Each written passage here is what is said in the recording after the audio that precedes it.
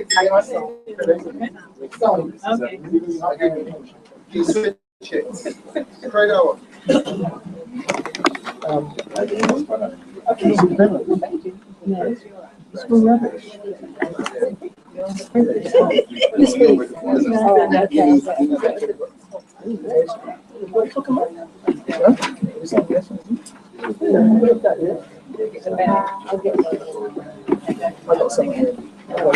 Yeah, because I know everybody can't properly. They hear properly. Two.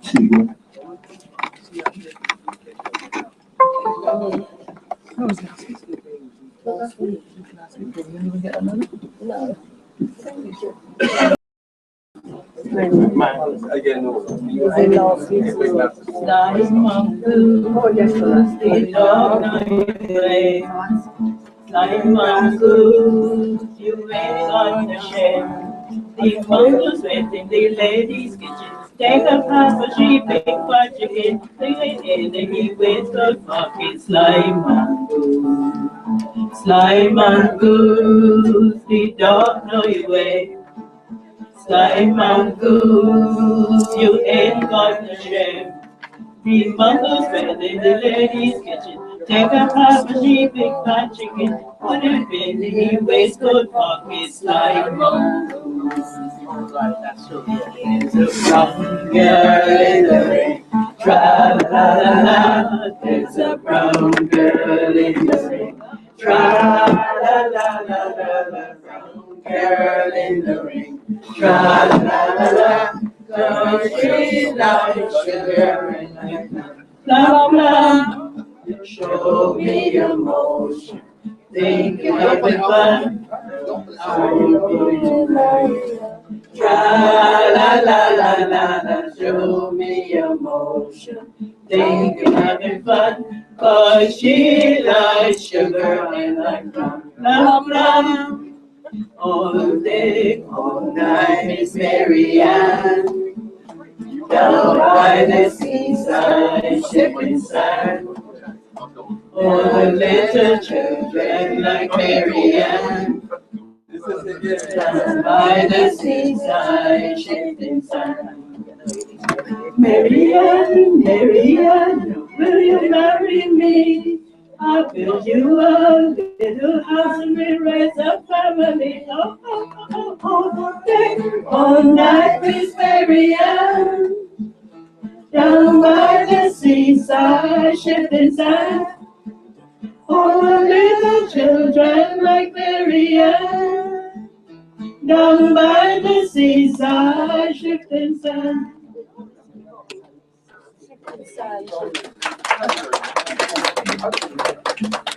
Millie gone to Brazil, oh Lord, poor Millie. Millie gone to Brazil, oh Lord, poor Millie. With the wire wrapper she wears, and the razor cut up she wears. With the wire wrapper she wears, and the razor cut up she wears. You say a young girl, show me if you're young. You say a young girl, show me if you're young. Millie down in the well, oh Lord, poor Millie. Millie down in the well, oh Lord, poor Millie. With the wire wrapper she wears, and the razor and the she wears. With the wire wrapper she wears, and the razor cutter she wears. You say you're young girl, show me if you're young. You say you're young girl, show me if you're young. Brown skin girl, stay home and mind baby. Brown skin girl, stay home and mind baby. I'm going away in a sailing boat. And if I don't come back, throw it down, baby. Patchy back to Shiva, oh, patchy back to Shiva. Such a pretty little girl like Jessie. Patchy back to Shiva. There's a pretty little girl called Jessie Mahon. She lazy since she born. The girl wouldn't cook, she wouldn't read a book, so patchy back to Shiva. Back she back to she man, oh, back she back to she man. Such a pretty little girl I just see. Back to she man. Tis a pretty little girl called Jessie Mahon. She lazy since she born. The girl wouldn't cook, she wouldn't read a book, so back to she man.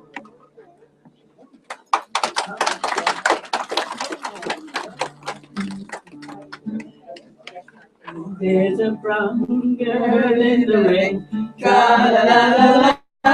There's a brown girl in the ring, tra-la-la-la-la-la. Brown girl in the ring, tra-la-la-la-la. 'Cause she like sugar, I like plum, plum, plum. Show me emotion, you think you're having fun? Are you going to marry her? Tra-la-la-la-la-la, show me emotion. Think you're having fun? 'Cause she likes sugar, I like plum, plum, plum. You are my sunshine, my only sunshine. You make me happy when skies are gray. You never know, dear, how much I love you. Please don't take my sunshine away. The other day, as I lay sleeping, I felt that you were in my arms. When I awoke, dear, I was mistaken. So I hung my head and cried. You are my sunshine, my only sunshine. You make me happy when skies are gray. You never know, dear, how much I love you. Please don't take my sunshine away.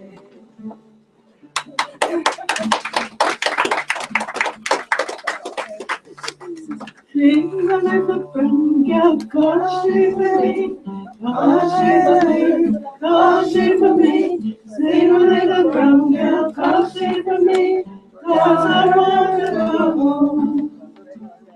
Oh, you may walk, and you may talk, and you can tell my style and my fashion. And my voice standing color and my ties to muddy man. I'm your dandy, I'm your dandy, I'm your dandy.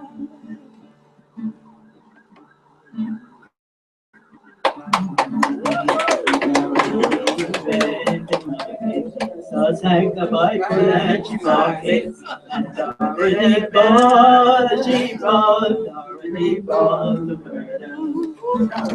Sang the boy went to market, saw Dorothy and pulled out your pockets, and Dorothy bought the cheap roll, Dorothy bought the murder.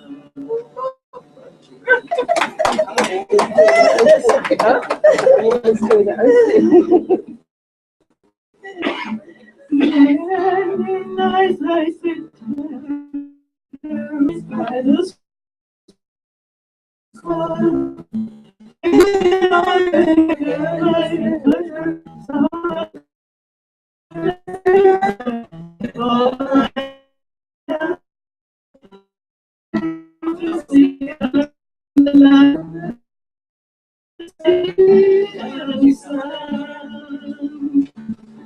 Once I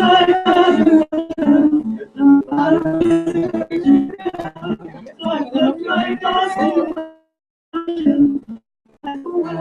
oh, I'm going back to see her before my days are done. Going back to see her in the land of the sea. Ever since I left her, now there's a visit. I think I'll put my anchor, go back and get my new. Oh, I'm going back to see her before my days are done. I'm going back to see her in the land of the sea and sun.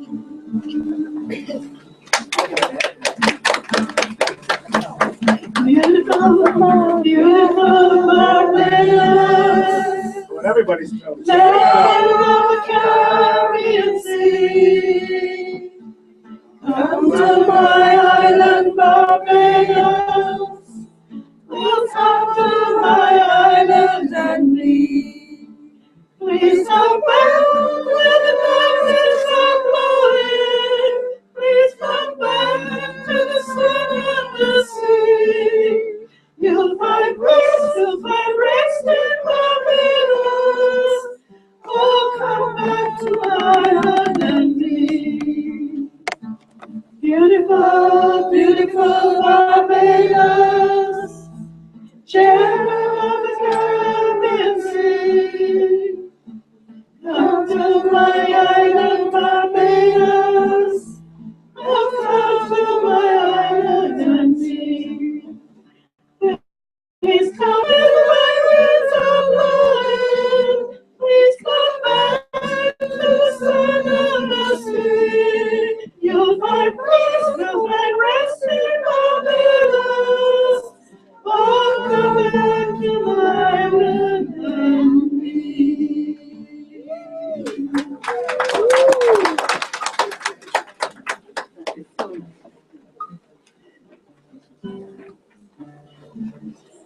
Countries are swaying, night winds are playing, softly they set the sun. To welcome you, yours to Barbados, oh, this is where we belong. Leave all your cares and worries behind you. Tomorrow may never come. Greet everybody, don't take an heavy, welcome the golden sun. No matter where you may go, God doesn't bother you. Cause here we are, we got no problem with hospitality. Don't try to change us or rearrange us. We trust in destiny. This land is your land. This land is my land. Welcome the morning sun. Never. God says been like Independence Day, Independence Day, Independence Day. God bless him on Independence Day. God bless him, we all and pray. This little island in the middle of the sea, in the middle of the sea, in the Caribbean Sea. This is a little island in the middle of the sea. It means so much to me. Barbados and sea, Barbados and of peace. Barbados means the world to me. Barbados and the sun, Barbados and of peace. Barbados means the world to me. Thank you, yes. Have you finished? It's up to you. You want me to do another one? Yeah. Go ahead. All right, go. One more. Island in the sun. And the final one. This is my island in the sun, where my people are since I began. Though I may sail on many a sea, the shores have always been home. Oh, island in the sun, where to me my father's son. All my days I will sing and praise the Lord When morning breaks, the heaven of God, I lift my head below to the sky. Sun comes down with a burning glow, mingles my sweat with the earth. Oh, island in the sun, welcome me by my father's son. All my days I will sing and praise God. I think when I'm bending knees, I've been caring for her family. I see man at the waterside, casting nets at the sea. Oh, island in the sun, built to be by my father's son. All my days I will sing and praise all your soul.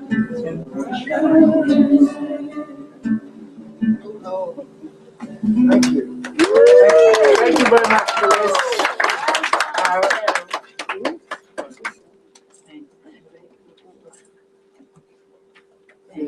What I need to remind you tonight that this is being filmed, and is it film or film? No. It's being filmed, and it's going live on the internet, so you can welcome those in all over the globe, all over Barbados, all over the UK. Welcome to the Barbados High Commission, to the 48th anniversary independence final discussion. The next person coming up is a young lady. Her name is Logan McGarry, and she's going to do a piece of self-pen poetry. Give a round of applause to Logan McGarry.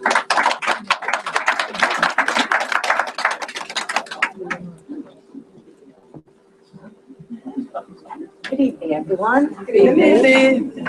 Now, even though I wasn't born in Barbados, my parents were. Okay, thank you. And I've just got to put my glasses on first. I'll be with you in a moment, just putting on my glasses. Asian accent. Absolutely. I was going to explain earlier, but even though I wasn't born in Barbados, my parents were and my siblings, and I went to school there. I went to school at St. Stephen's in Blackrock, and then Alexandra Girls' School in Spikestown. So I think I've got my bona fides all right.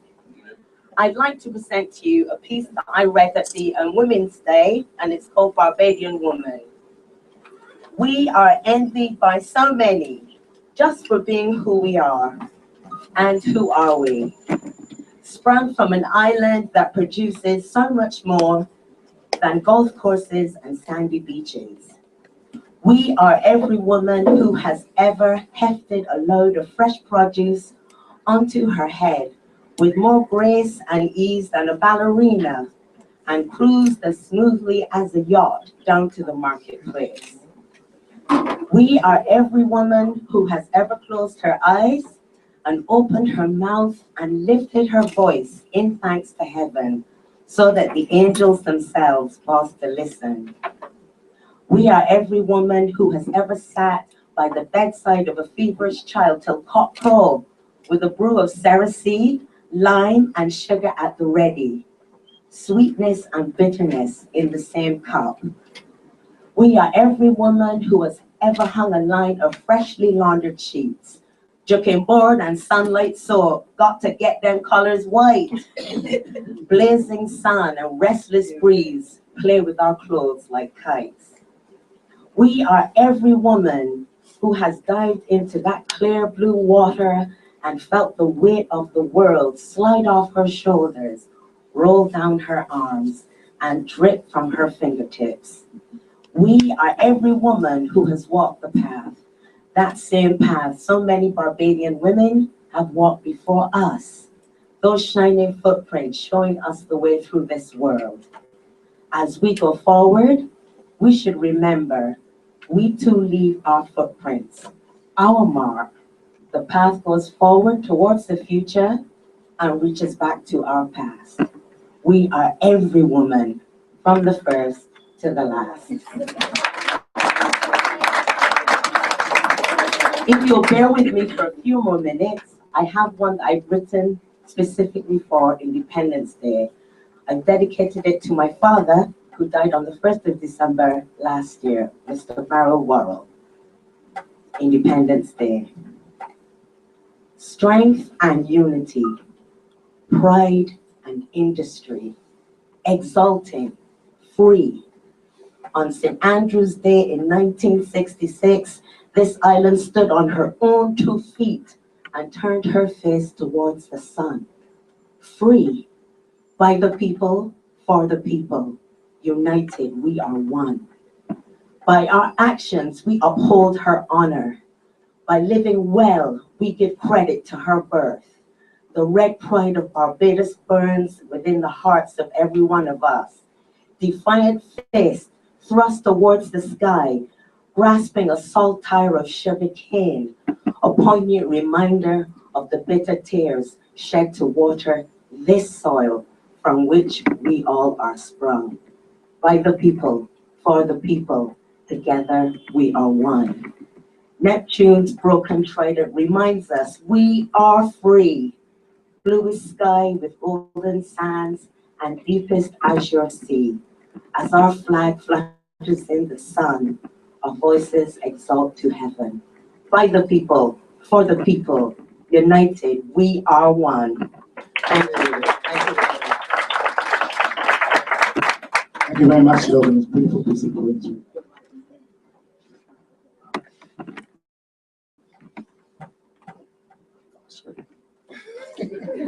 For those who don't know me, I am Tyrone Roach, and I'm the chairman of the National Council of Barbadian Associations in the UK. This event is held in collaboration with the Barbados High Commission, and it's time now for you all to be upstanding as we sing the national anthem.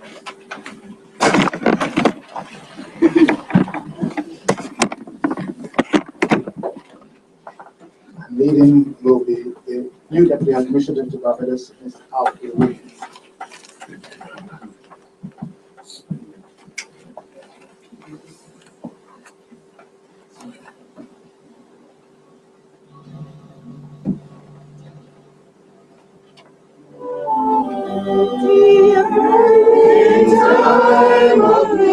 When this land was young, all grateful fathers sold the sea from which all life is sprung.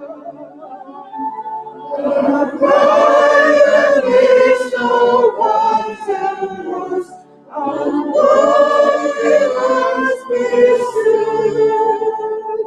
And finds all hearts from coast to coast, the pride of nationhood. Immortal sons and daughters of you,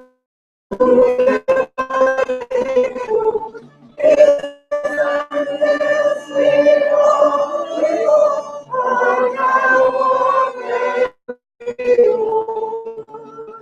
rewrite our names on history's page with expectations great. Gardens of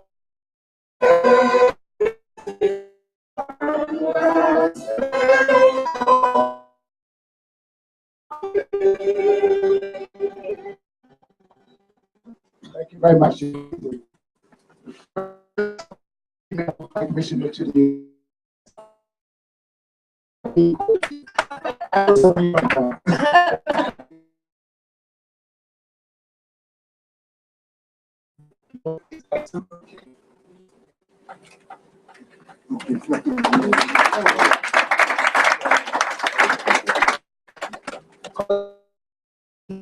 my task is simple: to remind the ladies who preceded me in song and poetry. They were outstanding, continuing to remind us that the very best of Barbados is to be found.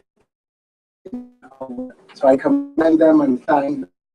But there are a few as well. But no, I want I'm looking forward to have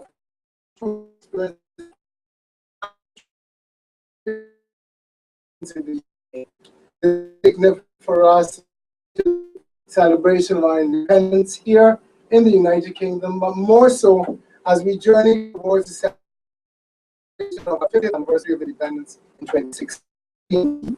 We are going to hear more about that over the coming months as we try to organize our Barbadian community here, and I look forward to working with you all as we seek how to best to mark achievement for us as a nation.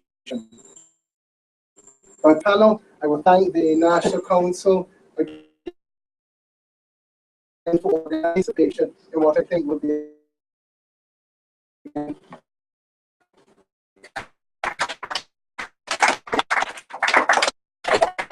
Commissioner. And now this, we're here for the real deal now.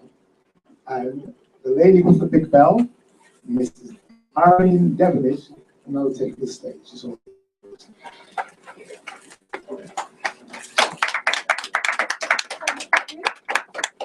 good evening and welcome to you all. And for those of you for whom it's your first time, what High Road is referring to, if you're at the back, is I this evening, and I do possess a rather large bell because I know a lot of information I want to.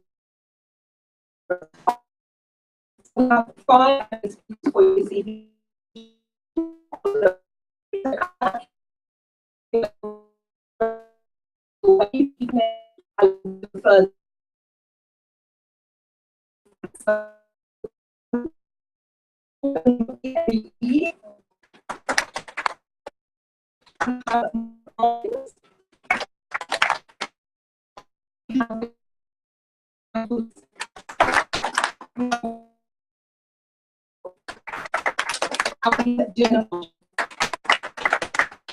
And just for a bit of people who are joining on live stream, background and context for this evening, it's talking about the journey from Barbados to the UK back. And yes, this journey started in the 1950s. And population pressure and liaison events for people to in the late days it was mainly and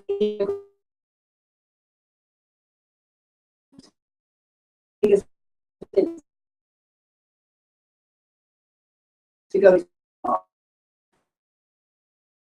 48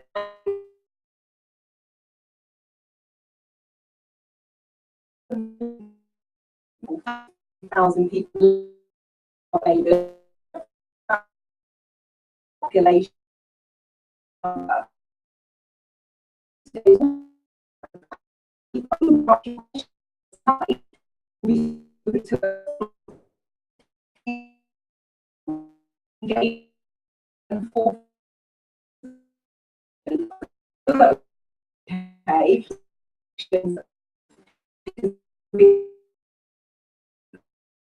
inherited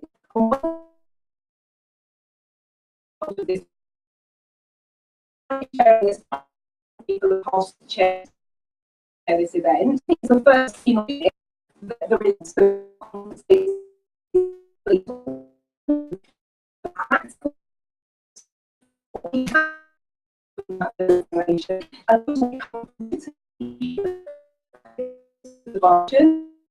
there's also then governments.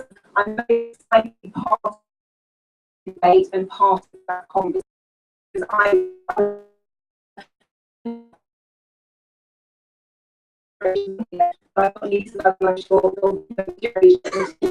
this evening I want to 7 minutes. That is not time. I appreciate that. I know that. How I fit. I know it's a school. Before.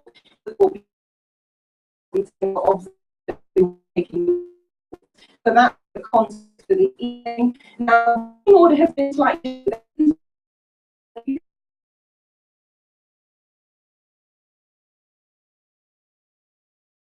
close at 9 p.m. and we'll also end the evening to enjoy the best.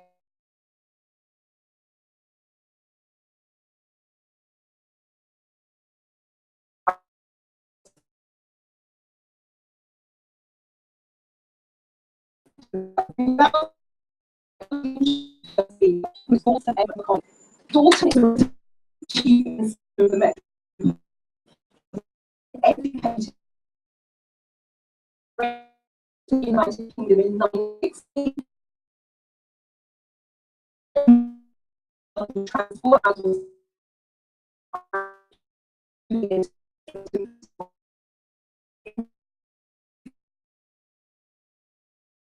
congratulations. And then in 2000, he for he is the of several organizations to help to keep it alive.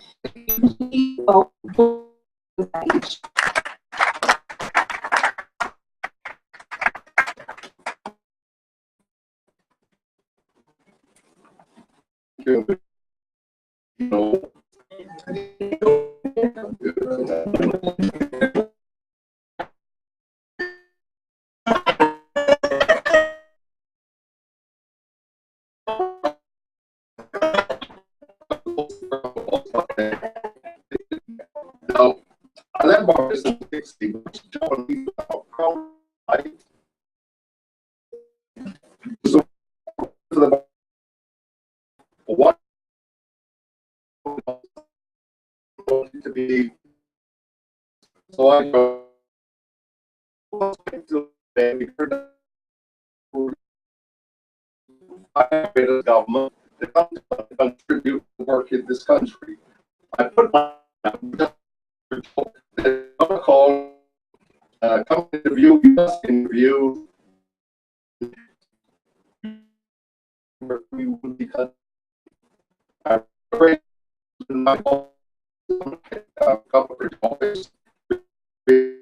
people just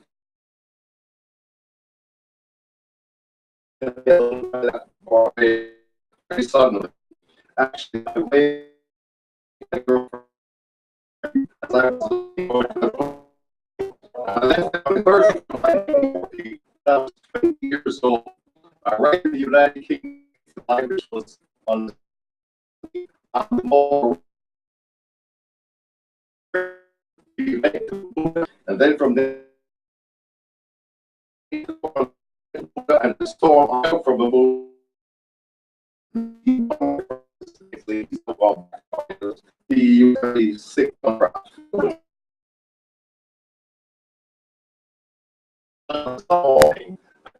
got me here. Day. It was full of my and I wondered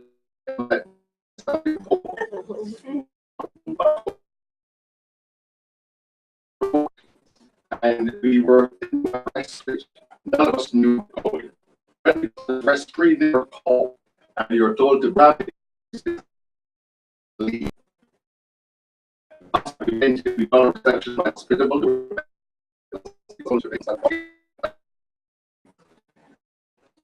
was after it was shown to my room. There was 4 beds in the room and part of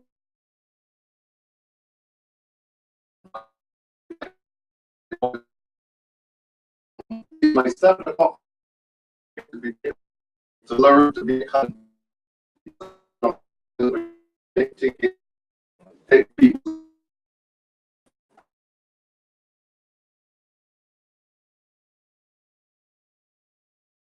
That was garage. There were no isms in those days, there was no legislation.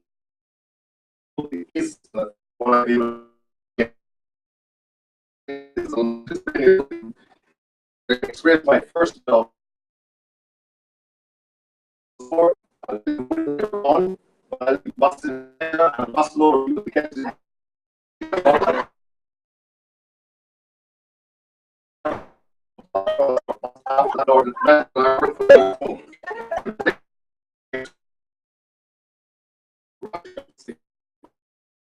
Collectics for the one who was away for a job.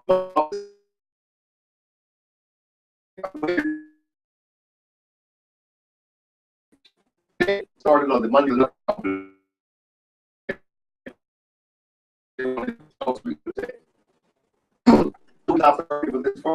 All they do is that firm because I'm not a company and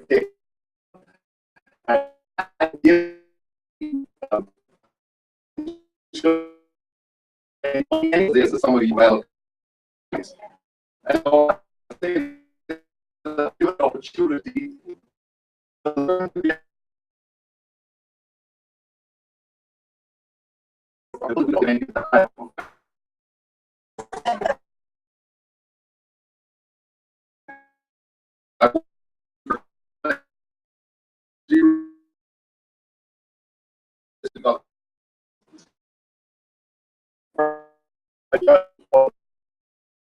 to have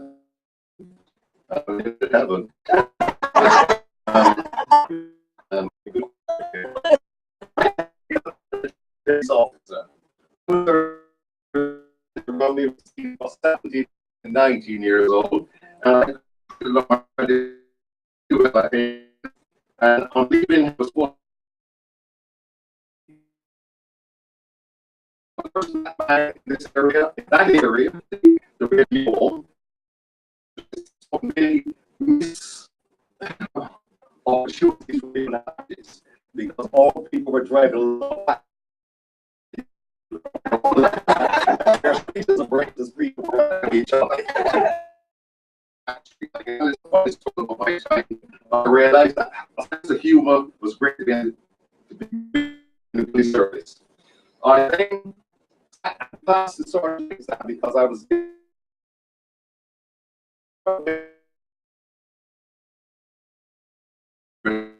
first. I might as well put me on trumpet. I had permission to do the exam. I could not finish the special course because there was 3 criteria. One can be 30, I was not, I was 36. There was no easels in those days. They had on the 5-year service because I just passed it. And the last part of the first I be given the opportunity that this commissioner and said no, he said just the people in the met rate will more.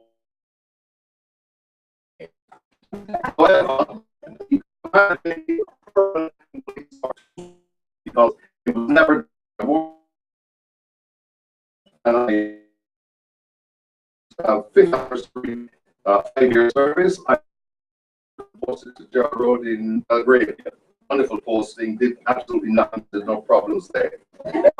I was then sent to Kenyan to be a group instructor, and this law in the process and later on because I did experience racism within the force. It took a while to say that. I wasn't doing that process. I was motivated. I didn't apply for the better hand. I instructor, and just as I finished that, the guardian called tutor. I have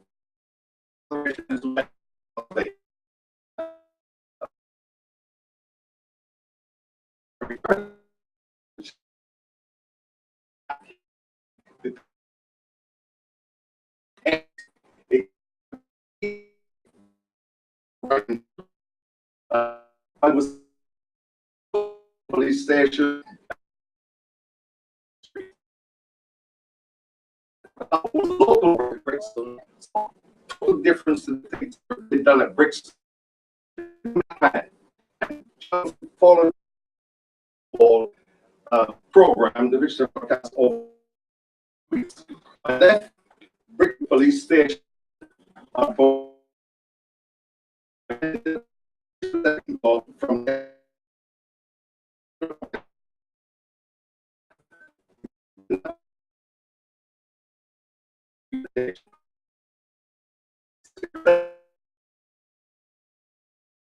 I've got more time.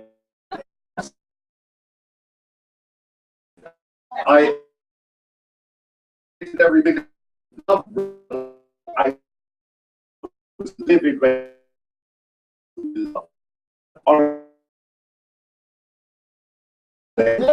police, you know, this president, because that's people properly and the end.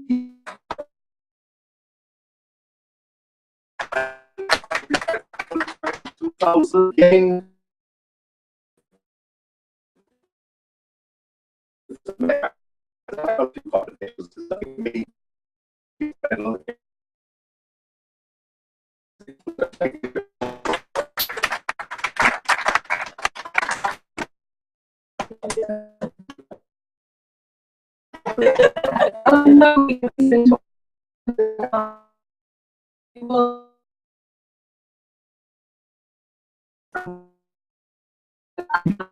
Next is more education, please. 20 of us headed.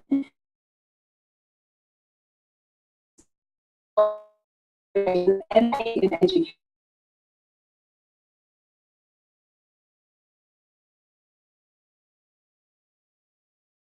To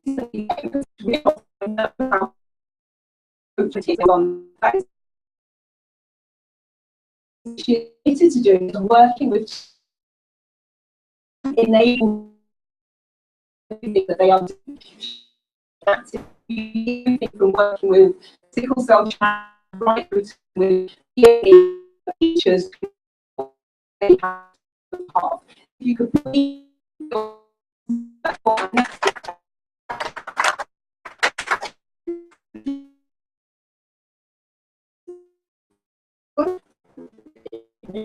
it's not going to stand. So it's going to say that.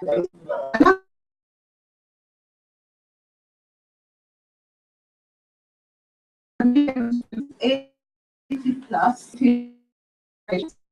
and I'm kidding. That they did in the 50s, that's why my parents.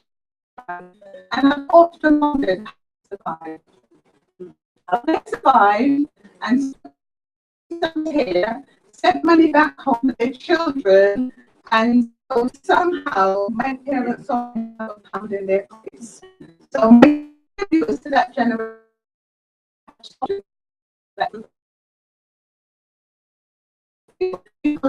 My name is Martha Hurst. Let's go back to who I really am. My father was Franklin Hurst and my mother.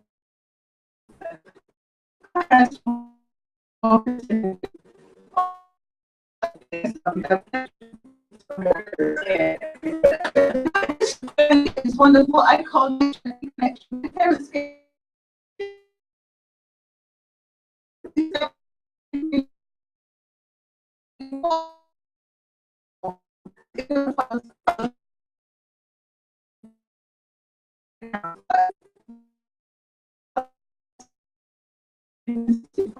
when I was, and I have to say, I did not have parents. Not it's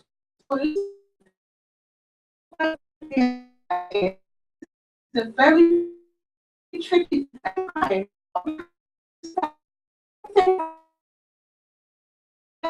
My aunt, I actually didn't know that. I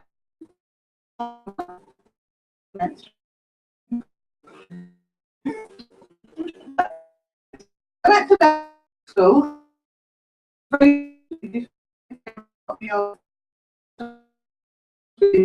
Eight children.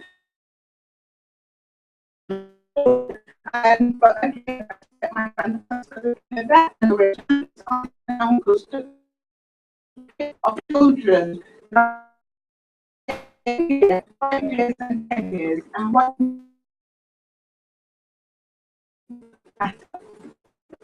when I went to So I thought all settings would be good. So they sent us one.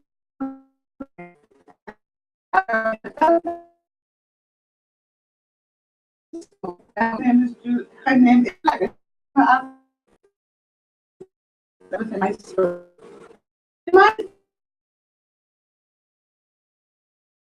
Talk about the children that exist. We work in child refuge, lions or something like that. And I was told that I was writing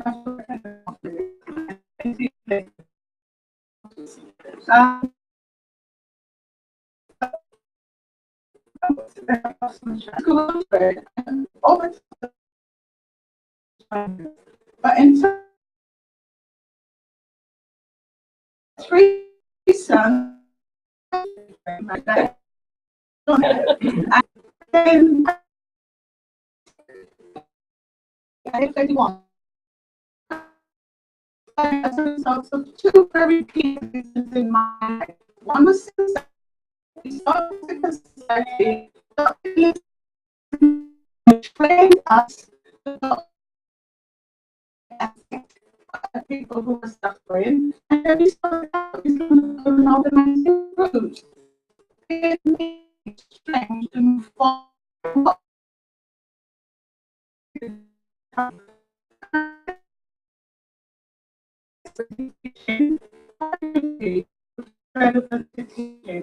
And after 8 years in teaching, I became a head teacher.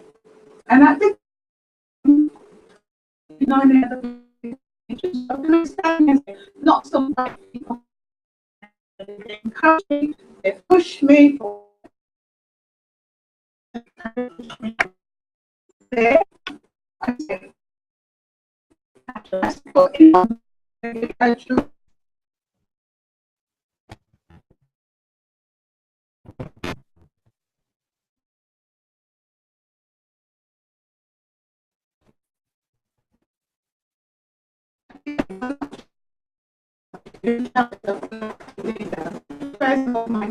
and a lot of the do a lot of training. I don't do a lot of it.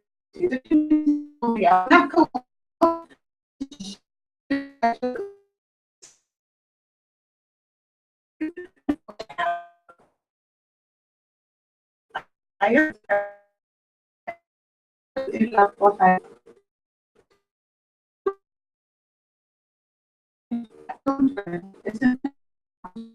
those children. He wants to be committed to the children. I have lots of sisters at their school. These children who are very we have to deal with trying to connect with these strangers.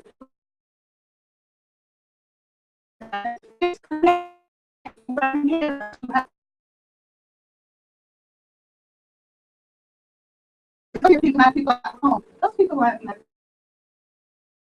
they were sad because their children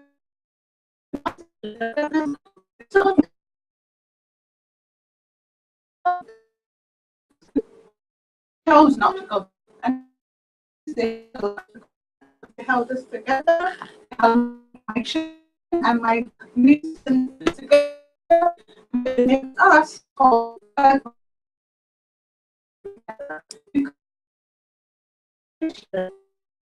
children. I knew my great grandmother.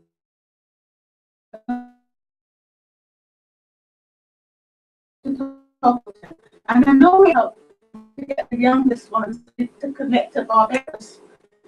Even my is not as it was. I wanted to get 2 years ago. I connect England and started one morning got there and she died, and that was my connection. In between, I tried to people in the world, but I'm getting I don't even feel I want to go anywhere else in the world. they release, and it all. Can I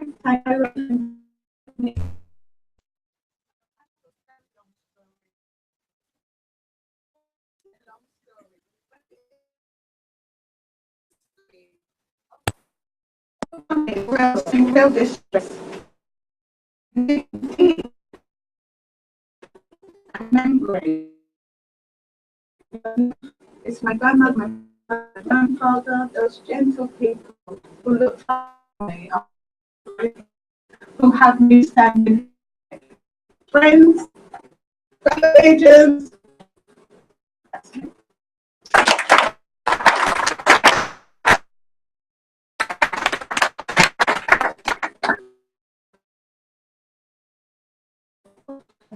Is Michael Lewis. And Michael Lewis was born in Barbados.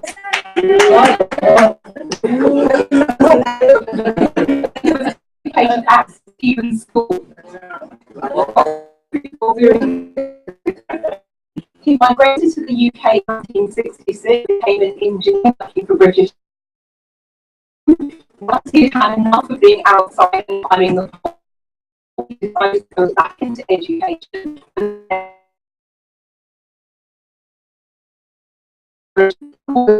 Something in those, then go back and contribute.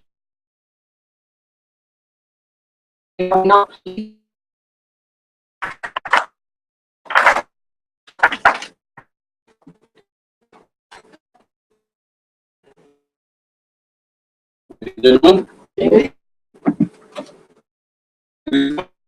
think it's important that I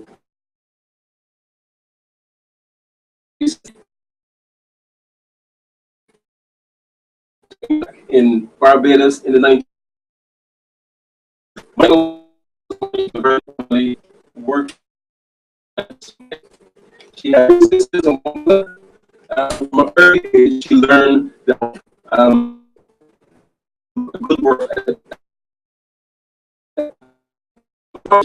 My dad.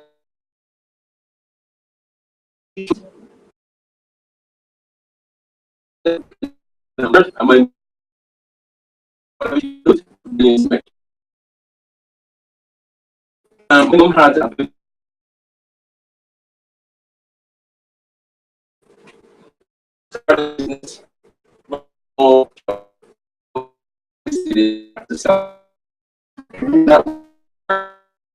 At the end of the business,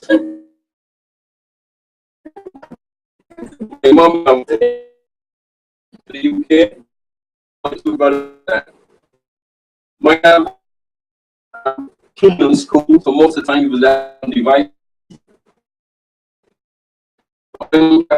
Birthdays, Christmas, and she Barbados. On one visit, she could do better for us, and they done for us in her UK. And so just stay in the UK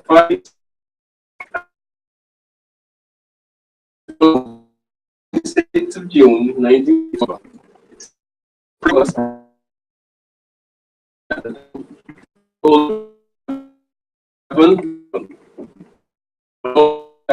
In case of house, was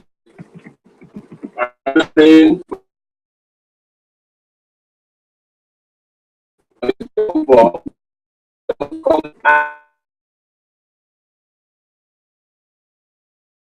3 minutes later, I thought,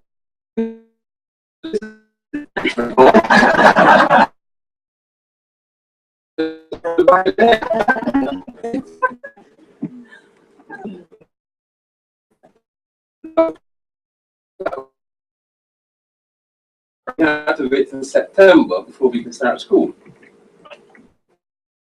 There we spent local football in the local park, and we went. So at the end of summer, it's very cool. And in those days, there's a around time. So all that was the only bit more time until the development. The teacher came into the room, and that we do the process. I was and automatically when she was I was after for the guy. Time. White kids. I thought it's my first at school and I'm already faced confrontation. Now we fast forward to 1966, I met my wife Joyce. I knew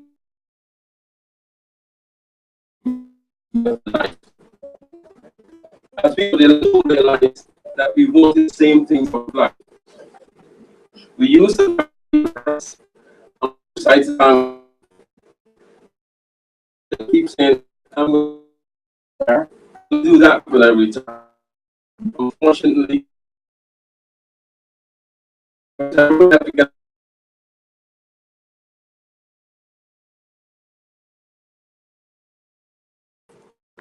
recesses not going to happen to us. It would never happen.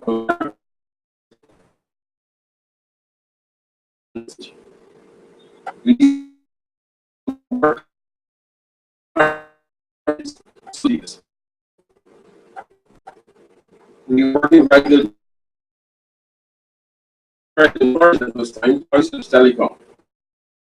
We LV2.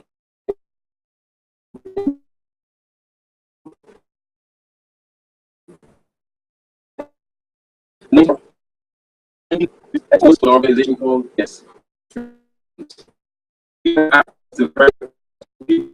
And the training system taught us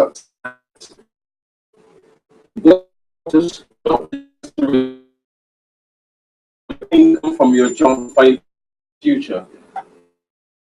It taught us to exactly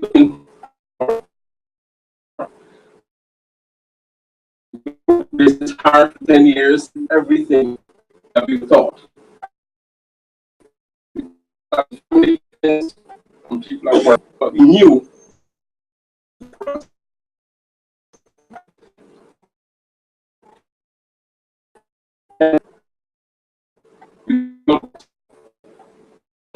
teaching from the books kept us positive.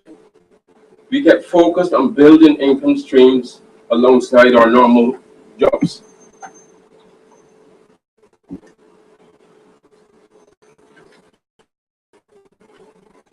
And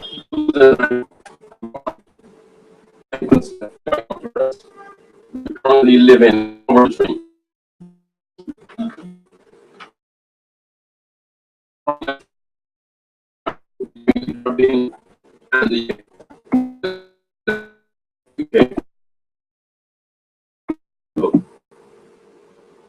Birthday, we would like to turn. We are encouraging the third and fourth generation. I think it's very encouraged.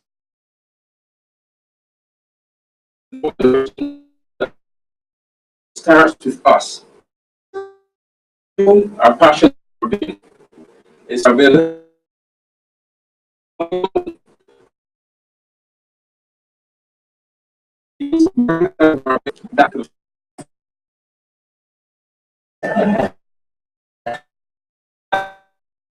It worked for us. From our early notices,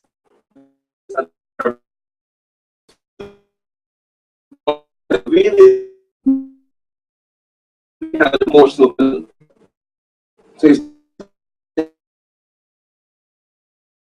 So they can see their roots. But actually stood in the same schoolyard that I've been to. So she got 4 daughters. We at the school. Very important. I know the days as a statistically financially challenging, but I think it is very important for their future and the future of the Caribbean. The granddaughters, they will get a for the place. And Joyce and I, that's the person I did, and our daughters, she have her kids. She's now taking her kids to Barbados. And my grandson is spent weeks of his summer in Barbados. And when it was time for him to call him back, he said, "Do we have to go?" So, that emotional connection of generation.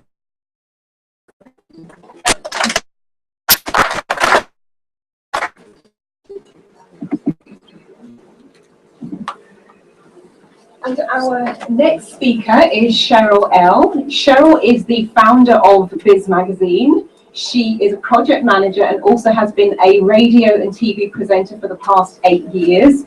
She is again passionate about the community. She is a volunteer for the Windrush Foundation. She is a treasurer of the African Heritage Foundation, and she is passionate about health and well-being. She was born in the UK, educated in Boston, and I noticed in her biography she also says something about being uneducated in the UK, so I'm also intrigued to hear about that. So please put your hands together for Cheryl.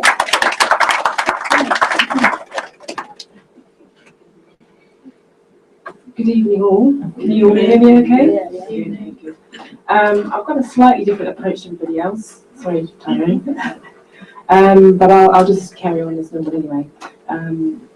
The Emancipation Act of 1833 emancipated Barbados in 1838. I'm sure you all know your history, so this is just to kind of bring the conversation into context, and gave birth to the Caribbean family as we know it now. And this is a new breed of genetically modified people who are now allowed to make families of their own choosing. And at emancipation in Barbados, there were 83,000 landless free blacks at the brink of building a nation. So if you look at today, 176 years later, this is how far we've come. And so I kind of wanted to look at the bigger journey, not just my own personal little journey.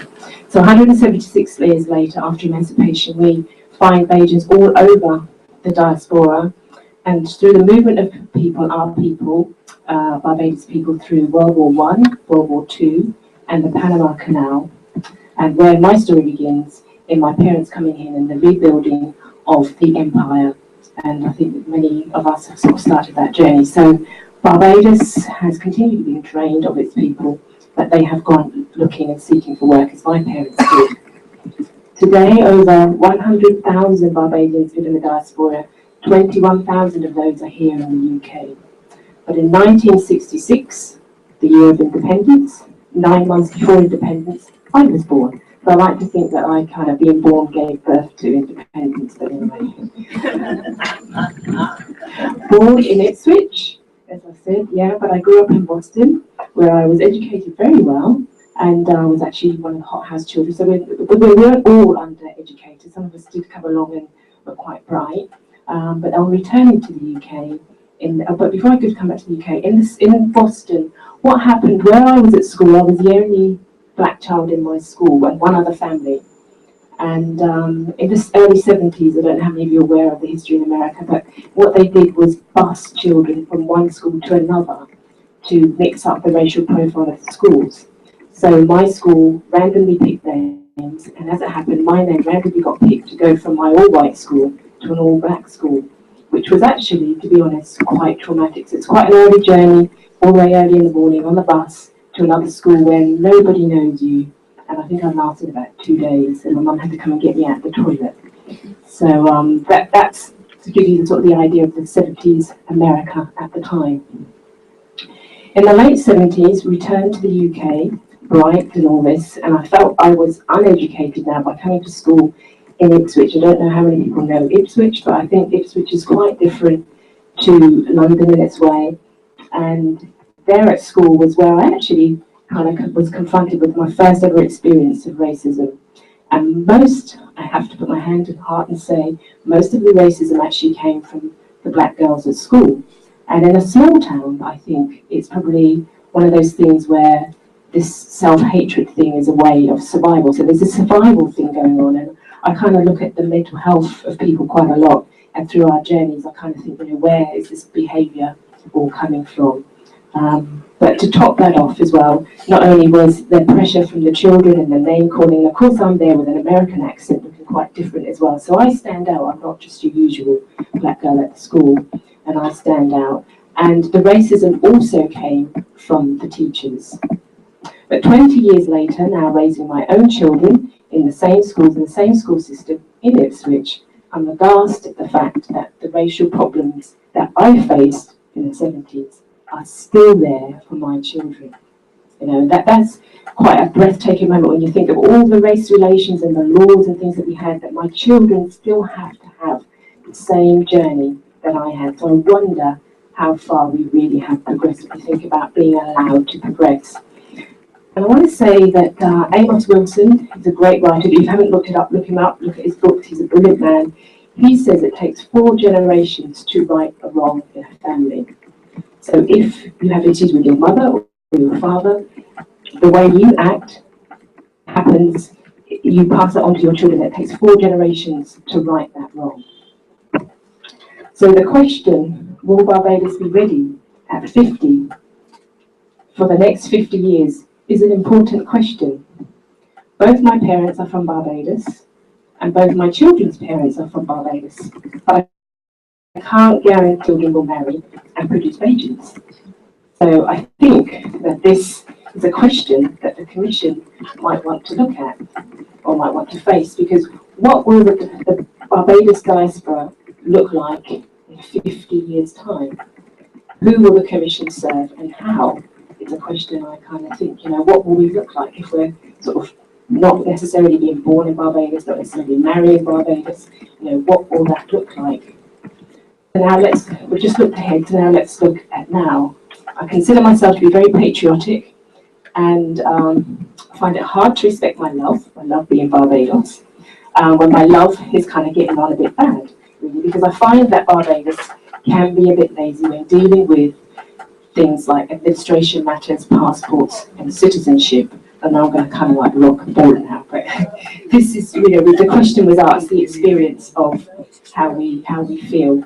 And so, you know, let's be honest, okay? And now let's look at property management, which my dad passed away last year. And so this is kind of a new thing to me. My mum's always had the issues with her property, but on my dad's side, when I'm now the eldest child, I'm having to deal with this. And I'm thinking that there's a lot of time and money being wasted and fleeced by well-meaning, upstanding members of the community and bona fide businesses and lawyers. And I think it's taking, it's kind of getting to the point where we probably need to look at that as a diaspora.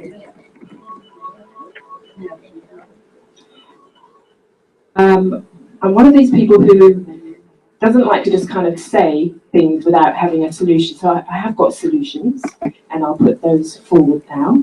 The first being to make a committee of sorts. And these things may have already been done. I may not know about it because I've only lived in London for a year now, and I'm only beginning to sort of know a few of you. So hi everybody, I'm new to London, be nice to me.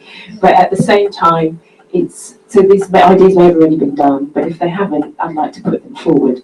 Is to have a committee, a Barbados committee for land and property owners, where we get together and share ideas, pool resources, and look at best practice as to how we can do. And instead of all doing it individually, we kind of come together as groups and look at this. And I think with the support and everything behind us, we could probably, you know, look at this. And my second action would be to address the sense of belonging. Not just my own sense of belonging, but the sense of belonging for young people. And I think I've raised my children to be quite Bajan. I think they are proud Bajans. But at the same time, they still feel quite British. They've been to Barbados, they know what it is, but it's a place that they go and have to come back. And my son, actually, when he was young, cried when at the airport he didn't want to come back, but he's back. But the other thing I'd like to put to the Commission is a young commission, a youth commission group. And I've worked in the past, so I can help. All of these ideas I put forward, I can actually volunteer my help. I've worked with young people, and I've done parliamentary commissions and parliamentary outreach for young people. And I think that the Commission would probably work quite well if they involved and actually had a high commissioner, a high youth commissioner as well. So there, I've got like a minute left. But they're the ideas, and I have many more, so maybe they'll come out in the question time. But that's kind of what I wanted to sort of address today. So thank you for this.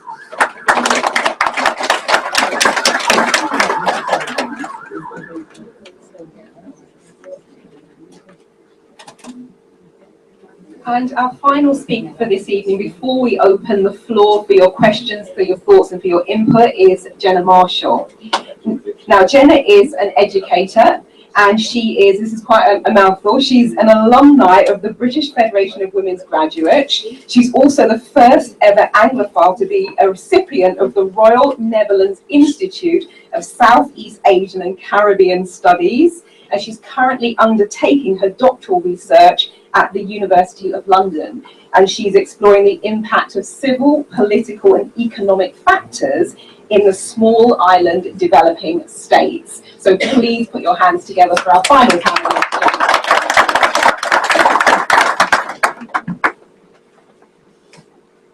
Thank you. Thank you all. Good night. Okay, well, I'll just give a little background about me. Educated at Goodens Private, which no longer exists. Secondary school at the St. Michael's School. St. Michael's?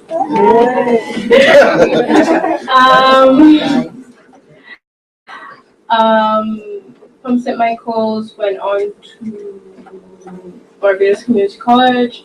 From there, recipient of Barbados Exhibition, did my undergraduate at York University in Toronto.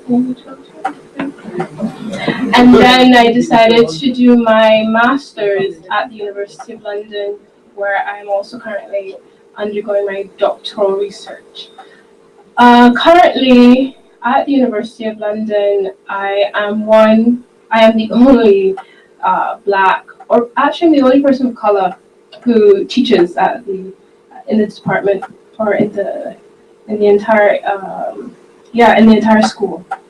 And I try to use my position teaching international relations, which has always been a very predominantly white, male-centric, very Western discipline, and try to use what I consider to be subjugated or knowledges in order for us to examine questions of global policy from a perspective other than the perspective of the West, putting a Caribbean understanding of the international. And I think that's really important for my students, who most are of European background. So that's something really important.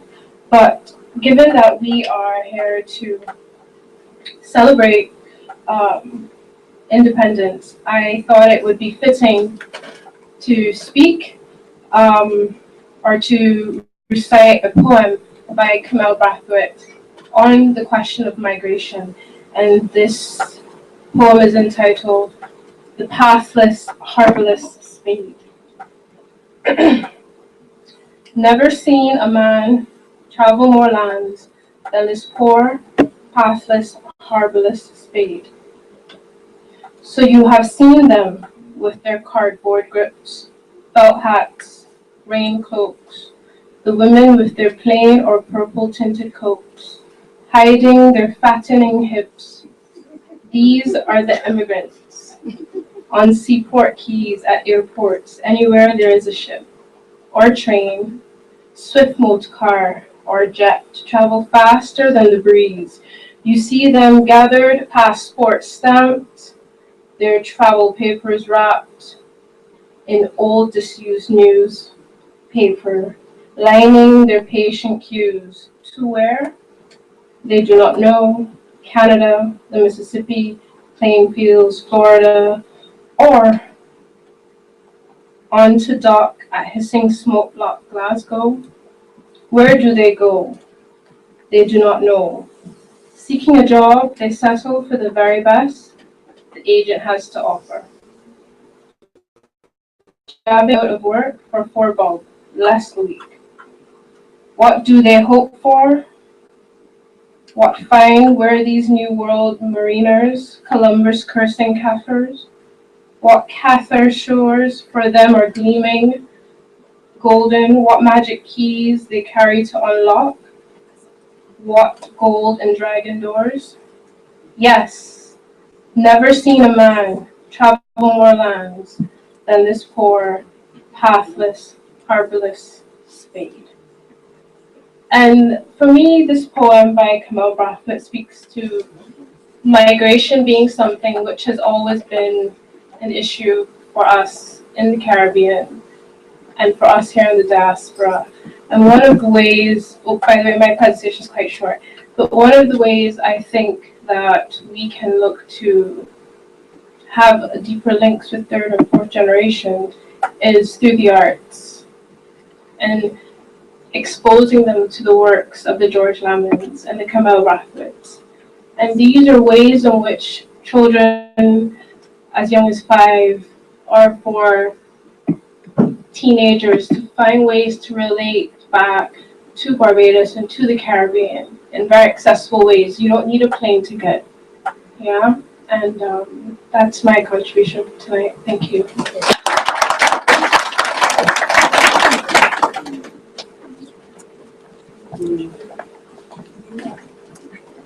I thought you were heading to the front. I just thought I'd wait and see where you ended up.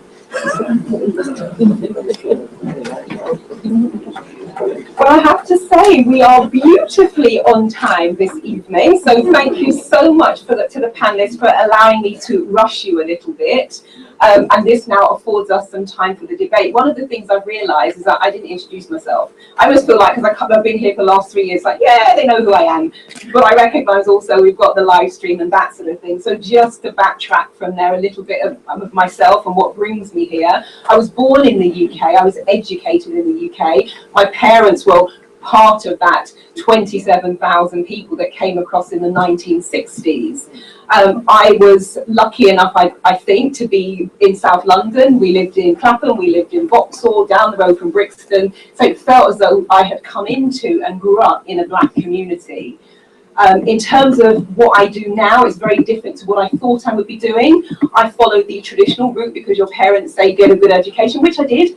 I did a business studies degree, I did a postgraduate marketing diploma, and I decided I would be an accountant because I believed, because I was very quiet and very shy and lacking in confidence and low in self-esteem, and I got it into my head that when you're an accountant, you don't have to speak to people. I realised pretty quickly as I started the ACCA that a good accountant would go out and communicate. And so I just ended up, a little bit like we've heard this evening, I ended up on a personal development training purely to just try and help me to communicate, because I couldn't even talk to my own family. And as you can see now, the problem is probably shutting me up as opposed to talking. But it made me realise that you do not have to be hemmed in by your background, because I did grow up on a council estate. There was the isms going around, and I've met people since in the work that I do as a consultant and as a corporate trainer, and also working in schools, that people often believe when they've been born here, if you are on a council estate, if you've had that kind of upbringing, if you are an import into the country that you live in, then your choices are limited. And my parents instilled in me that that is not the case. I've got a sister who's a lawyer, I've got another one who's an accountant, I've got non-management. And so for me, one of the things that I love doing when I'm coaching and when I'm training and even in my therapeutic work, it is working with people to show them that your past and whatever you perceive your background to be does not have to dictate where you are, and it doesn't have to dictate your future. And that's the thing I've been passionate about since. When I say people, I'm a hypnotherapist, it frightens them slightly, but don't worry, I'm not hypnotising anyone tonight. But that's the thing I'm really passionate about, because I want to show people that anything is possible.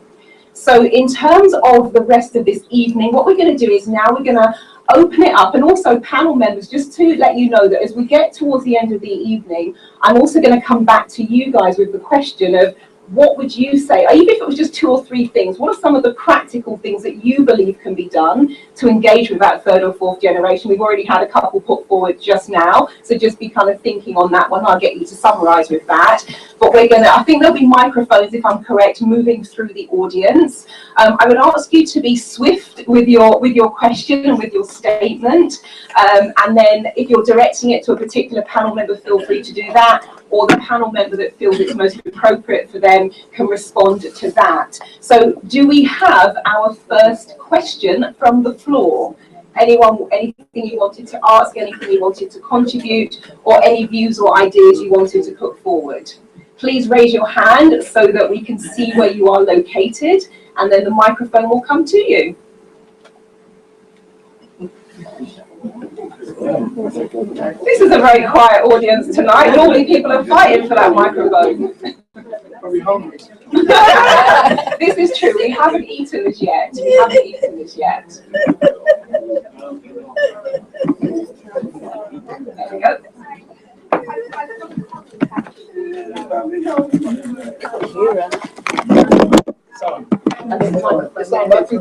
Yeah, hello? Yeah.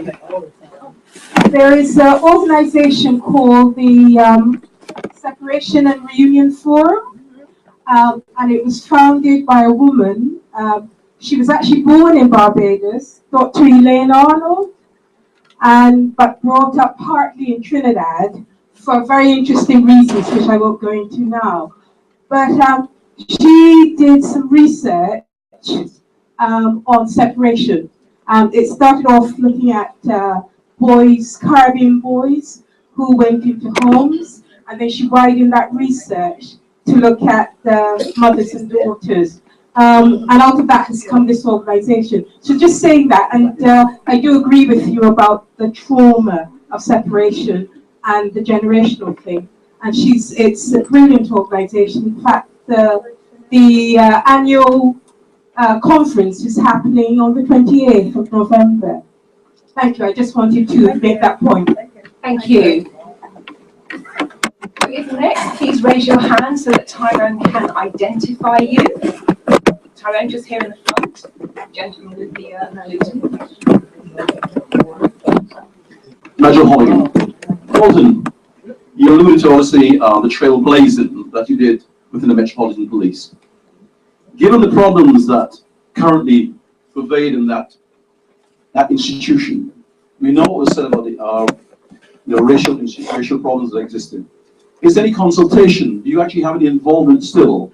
Do they contact you, possibly to discuss how they can improve relationships with the Black community?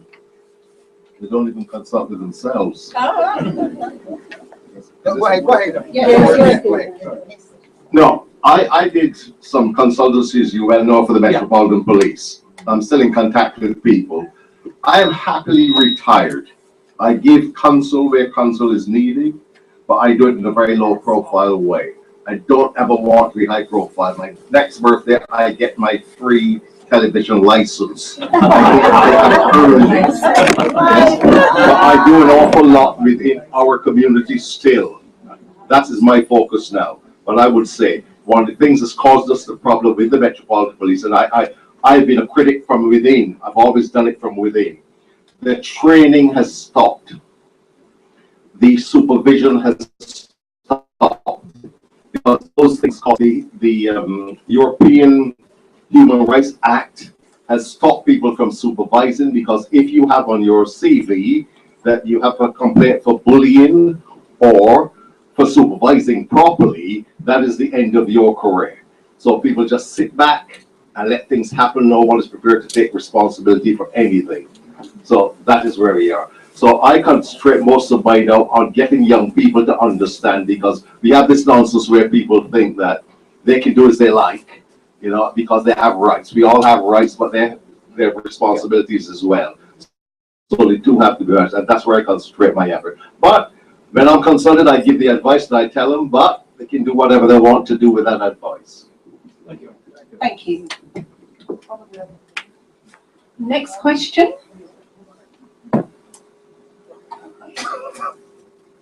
I don't want to ask a question. I don't know.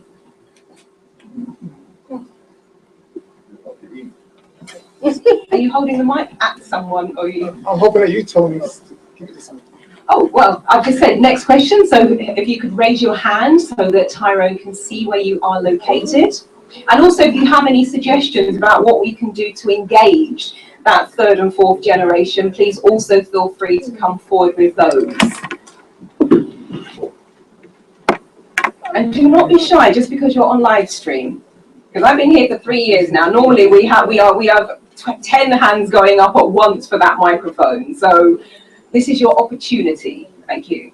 Hello, Ron Belgrave. I run an organisation called Sankofa Televisual, and we brought over the first Barbadian TV series on British television last year, Keeping Up with the Joneses. We did the film in the cinema earlier this year too. And I was taking the film around the country and showing it Leeds, Manchester, Birmingham, etc. And we'd have Q&A sessions afterwards. Mostly it was an older audience, but sometimes there were some young people dragged there by their parents. And in the discussion, I would ask them about their connection to Barbados and their connection to the Caribbean. And broadly speaking, they would say they have none. And then we'd ask, well, do you want to have a connection? And broadly speaking, they would say no. What they like is America, because America is exciting, and America is something you can kind of grab and hold on to. You know what America is. You see the baseball caps with NY, you know what America looks and feels like. And it seems to me that one of the issues for young people is that they don't really know what Caribbean culture looks and feels like, apart from maybe rice and peas on Sunday and carnival once a year.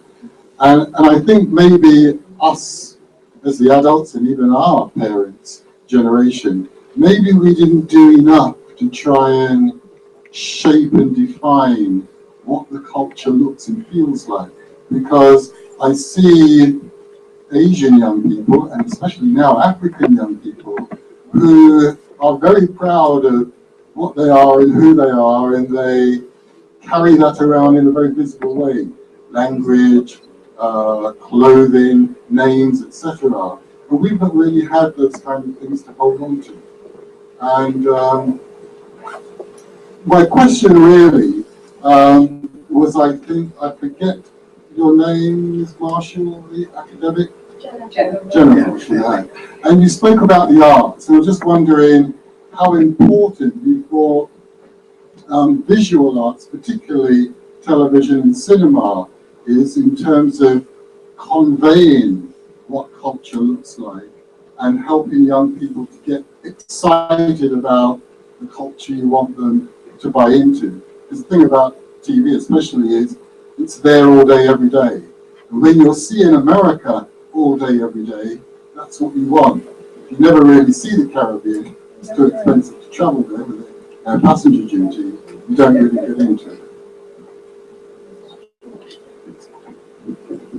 So he's asking about the impact also of visual media in terms of engaging. No, I agree with you. I actually attended that movie screening at Stratford Picture House, so I was there. No, it's important. You touched on something really interesting, and this is a question of like identity and identity politics, and who are we as the Caribbean? And have we really articulated a vision of what we are in the Caribbean and who we are? Because until we've really established what it is, it's then difficult to pass it on to other generations in the Caribbean. But I think visual arts is really important in TV and movies, film, because for someone of Caribbean heritage, they get to see their lives or the lives of their parents portrayed on TV, and they can at least, if not connect to the parlance or the terms of speech, they can at least connect to their parents, and they could possibly see themselves in the stories or stories about their parents, if that makes sense. I don't know. But the visual arts is definitely a way in which we could look to incorporate third and fourth generations, but we also need to know what third and fourth generations are engaging in and what they want and what they want to see. So there has to be that effort put on both you seeking to convey to them a Caribbean vision, but also incorporating what they too want to see on TV and how they want to see themselves in film. Yeah? Thank you. And Dalton, I actually have a question for you while it's on my mind, because I find myself standing here wondering, in terms of how you answered the last question, you may have even come across him. My uncle was Jeff Crawford, who was on the...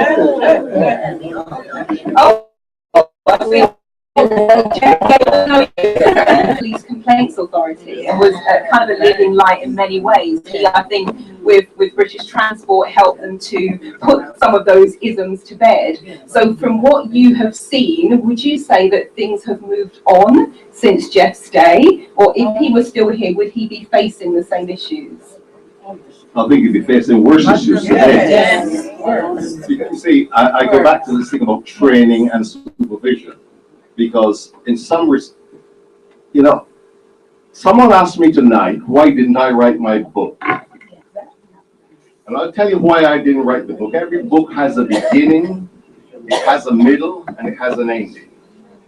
And I have been the most, I only know honesty. Let me say this now, and as a policeman, I did honesty. I would have to tell it as it is. There'll be an awful lot of people that I hurt. I did what I had to do within the police service, and I did it. I challenged my governors.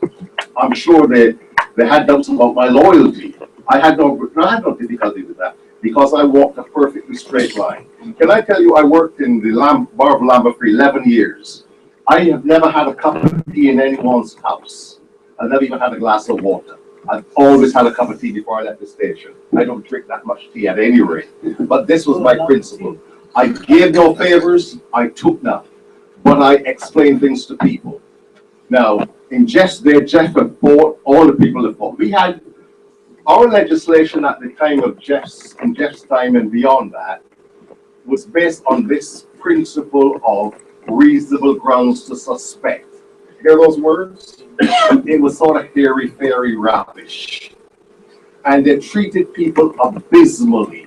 Now, I was posted to Brixton just after the second riots. I never knew what it was, what this word we call a coconut was.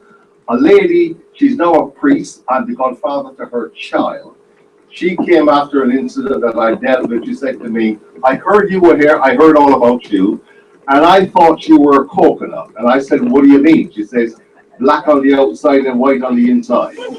Yes, because that's how they see anyone that joined. I saw some terrible things, but I didn't go to the newspaper with them. I went to the governor and I said, shut the door. I was fortunate at Brixton because I had a governor who was born in the borough of Lambeth.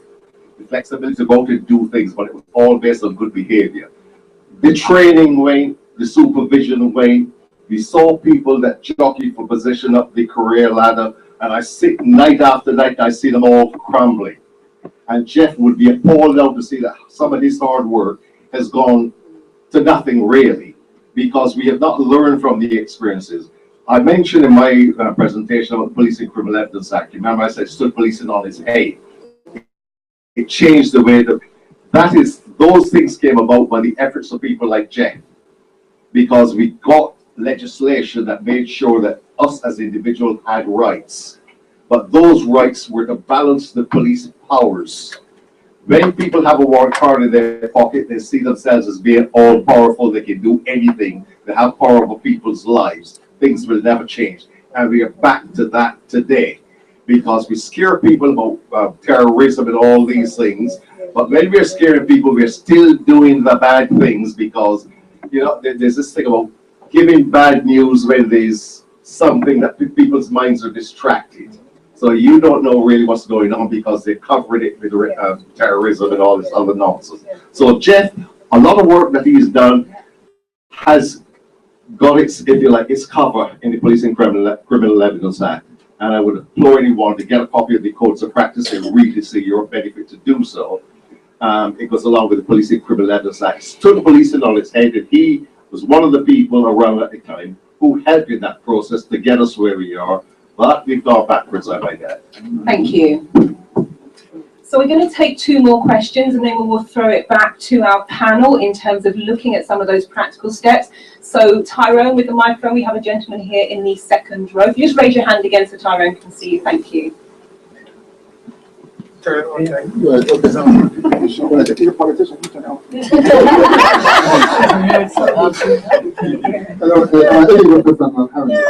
now, I wasn't quite sure what to expect when it came here this evening, and I wasn't quite sure what the contributions would have been.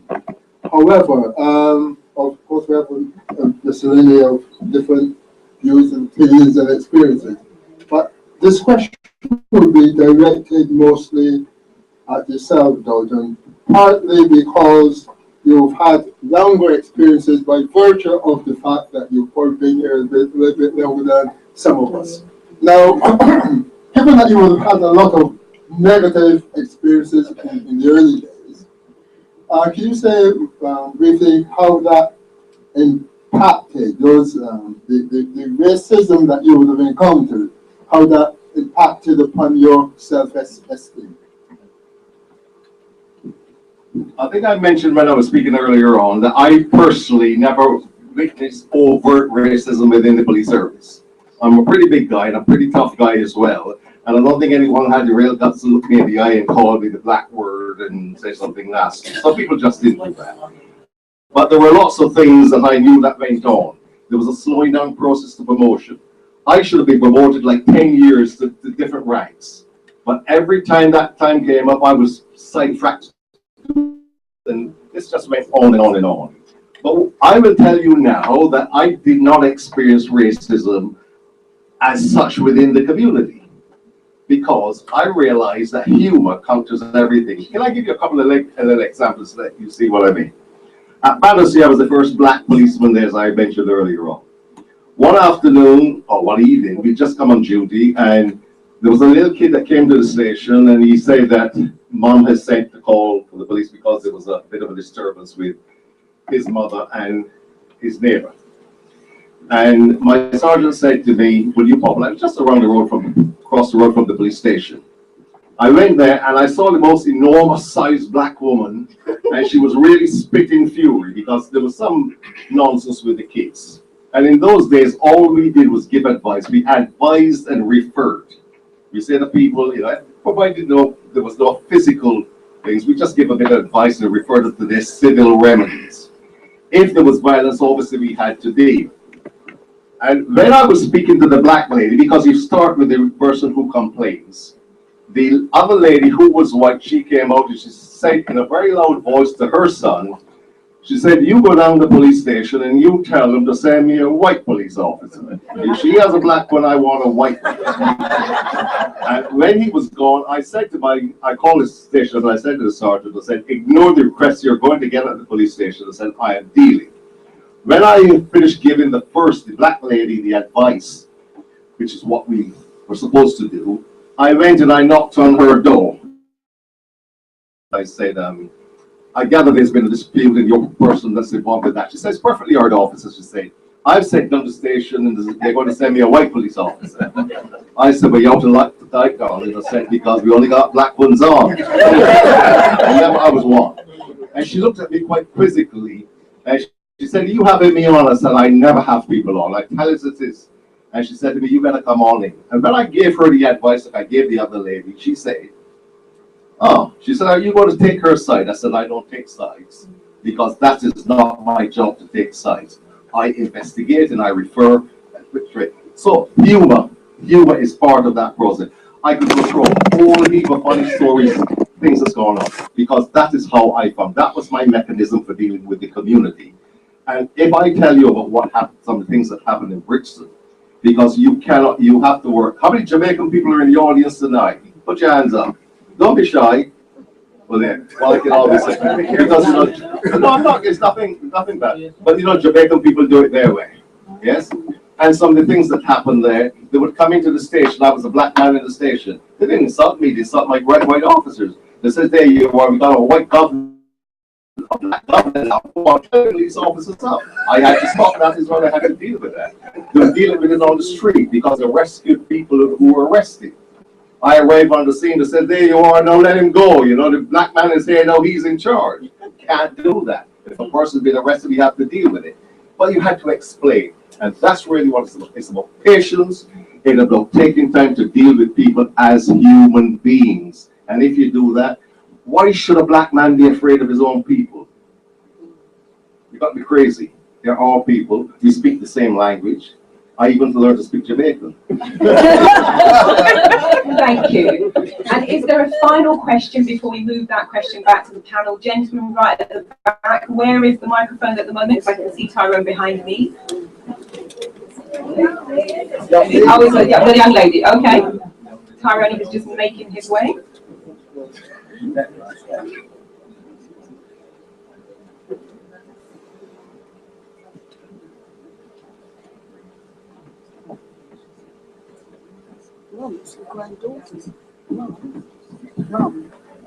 Okay, hello. This isn't really a question, but more of just like a sort of general statement, comment thing. It seems like quite a main issue today, kind of talking about how to engage young people with it and how to, you know, try and get them to be more interested in it.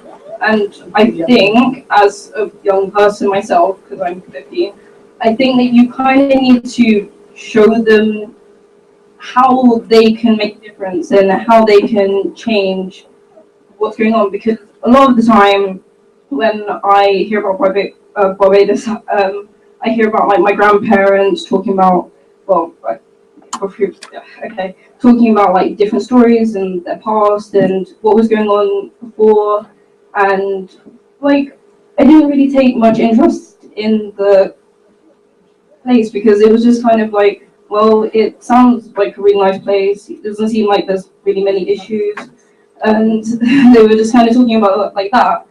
And then I had gone there before, and then like it just seemed like a really nice place. It didn't really seem like, you know, there was much I could change. And then I went again recently, and like I did research at home, and like I've been doing projects in school that kind of teach us about it. And you kind of realize that, well, yeah, there is more to it, and there is more that I, as a person, could do to change it and to help it. And I think that's an important way of showing people that, you know, this is how you can get involved with it. And I just thought that would be useful to share in case people didn't realize that. So maybe don't focus as much on the past, even though it's very important, but to sort of show them the future and the direction that we could be going in. Thank you very much. Ralph Straker's granddaughter. Ralph Straker's granddaughter. And so what we are going to do now is we're going to move back to our panel, and the question to the panel will be, number one, what can we do? What practical things can we do from your experience of observing not just your own journey, but many of you, the journey of your children and your grandchildren? What can we do to engage that third and fourth generation? And also I'm interested to know in what else can we do to also make sure that we keep those links alive so that it's a continuous journey and it's not just a one-way journey. So Jenna, I think we will maybe start with you and then work our way around the table. I think I'll follow up to the previous what was your name? Because I couldn't see. Who just spoke? It's Kanika Leo. She's Ralph Straker's granddaughter. It's what I said previously, the question of, you know, the arts and visual arts and movies and TV and just the arts in general, and having a grounding of the past is important, but also for third and fourth generations to see themselves in the narrative, see themselves in the story is also really important. And finding ways of using the arts so that you can have that combined wisdom of the past that we have from first and second generations, but also to make it a lot more contemporary so that the younger people can see themselves, I think is really, really important. And having a platform, I don't know in what form that would come or what shape that would be, but having a platform to have those sorts of artistic expression would be a really great way, in my opinion. Thank you. Invite this young lady to come and talk to you. Ask us questions. Interact with us. We don't listen to the same music. We never will. Okay? You're not going to come to your grandmother's school because you don't do the stuff that we did. Yes? And the stuff that your granddad did, yes, you don't do anymore, do you? So you're totally different. But you need to understand what your history is, because it's very important for you to know what your history is, because we are the people who came to this country. We laid the foundations. And I said in a previous many years ago, we were the ones that cracked the glass ceiling. But when we got there, we found that it was reinforced with concrete. You lot have to now chip away at the concrete. But if you interact with us, and I don't know how you're going to do it, because if you say that you can have this old man come and speak to you, you'd be like, I don't want to hear that from the old man. My granddad told me all about that before. So you're not going to do it. But you need to know, not from me, I'm not talking about me, but there's so many people within the community that have these experiences that are there to help you.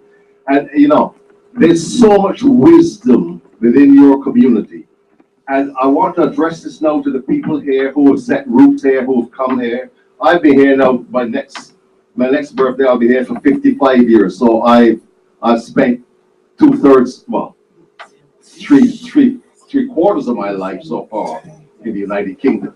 Okay, so what am I? I don't even know what I am anymore. I know one thing, that I was born in Barbados is still my. I set a young lady up in business in Barbados because I use my money to help people who are less fortunate than us. And I'm appealing to some of you guys to look for opportunities down there to help people, because we don't do it. We are very selfish in the things that we do. We can help people down there. And if we can't do it individually, we can do it collectively. You know, because some of the stuff that we send home, we don't know what happens to it. Yes? So let us do things down there. Let's interact with the people down there and get some of these things going that will help future generations. Because God knows, I'll tell you something, we had the best of it. You guys have got a tough time ahead of you. Thank you.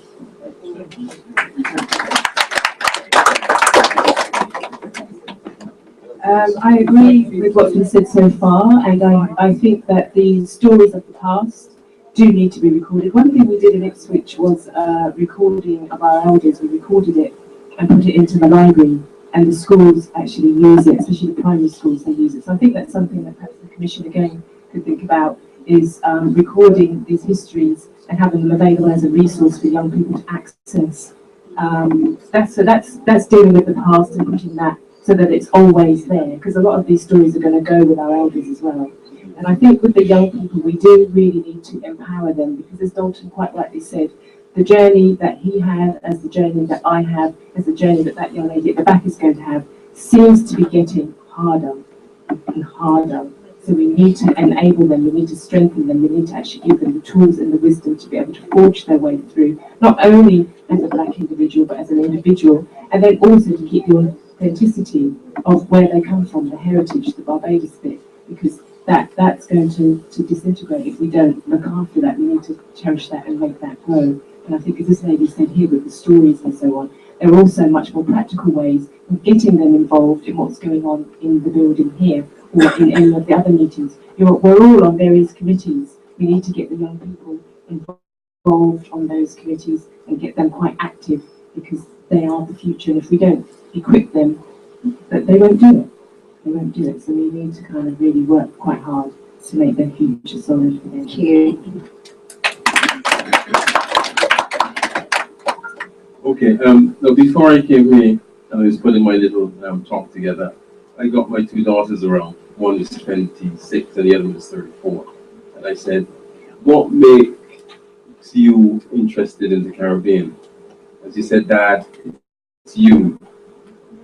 And she said, I said, why? She said, it's something that you did when she was at school.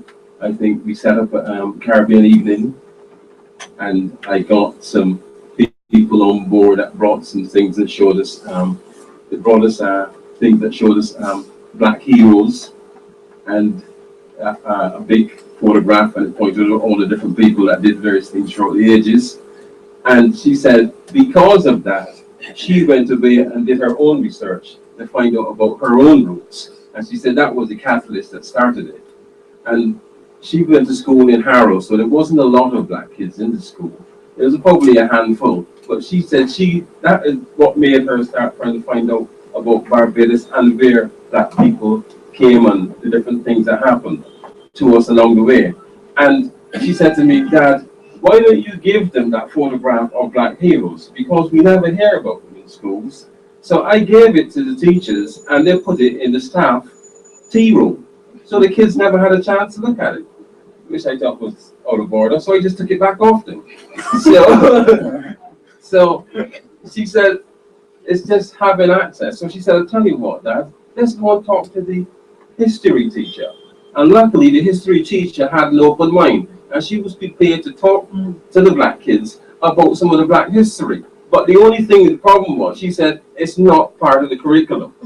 So she couldn't spend a lot of time on it. So she could only give them a little piece there, a little piece there. So it was still down to the individuals to go and do their own research. So I don't know how we can capture or try to bridge that gap. That could be a way of actually trying to target that particular age group, to actually give them something to start looking for. Thank you.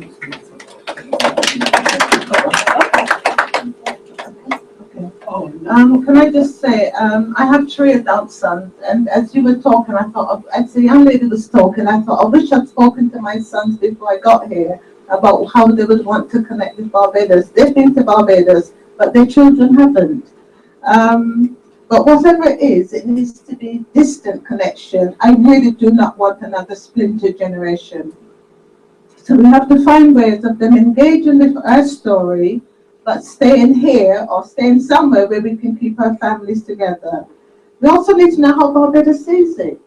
Does Barbados have a vision of what 3rd or 4th generation Barbadian children could or should be doing in Barbados, and will they be listened to? So we need to be clear about that. And are there half a dozen things you'd like to see my sons and their children engage in, and will you listen? If I can just give a plug to, so I don't know how to get, I really don't know the answer, but I'll go back and talk to my children and my grandchildren. If I can then give a plug for a book, 2 books, by the Reach Society. I wish I bought them tonight actually, I didn't think about it, because I got the introduction to the one for 7 to 9-year-olds, and it's called Our Story, By Us, For Us. There's a book for the 34-year-old, and there's one for younger children, and the younger one has grandparents telling their 2 young grandchildren about the story of the Caribbean in the 1900s. So it's not about slavery. Slavery is mentioned very briefly, but it charts the challenges that the Caribbean islands went through between 1900 to, well, certainly it brings us up to the current day. And that's a really good, I'm just plugging it. Go on the Reach website, your children and your grandchildren. I don't have the answer. My children stay connected through me. I stay connected through my parents and my aunt. I may have lots of aunts, but one particular aunt. So they stay. So I know my eldest son is desperate to take his children back. So his children have to stay connected through him. But in terms of doing something that makes a difference and having an impact on Barbados, I've always felt that as I live abroad, it's not my business to tell Barbados how to run Barbados. But I know that that's not what everyone believes.